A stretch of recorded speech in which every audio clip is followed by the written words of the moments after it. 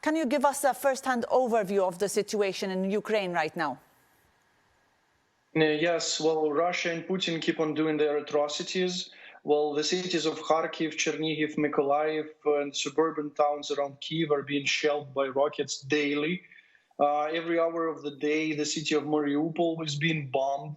And like for more than 10 days, people of Mariupol stay in the basements without water, food, or electricity.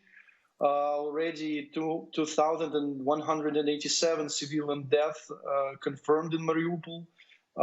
Today, in the International Center for Peacekeeping and Security near Lviv, was shelled and it resulted in 35 deaths and more than 100 people wounded. And today, American journalist, the New York Times collaborator Brent Reno, he was killed in the town of Irpin. Russians just shot him in the back. So people are being kidnapped, tortured, raped. Well, there is no other way. Putin must be stopped immediately because he's the threat for the whole world. Alexei, definitely a very difficult time for the Ukrainians. How are the Ukrainian people living through this ordeal, and how are you personally experiencing it as a journalist?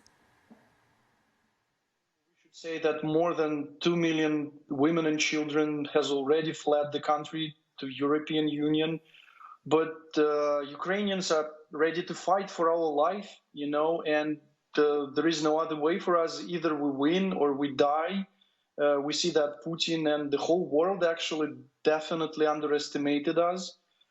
And as for me, or as for the journalists, this is our job, to tell the verified news, to keep people informed. So we started our broadcast on the first day of the war, and we keep on doing that. Lots of my colleagues stay in Kiev, and we work from different locations, but we stay in Ukraine. So this is our job. There is no way around it.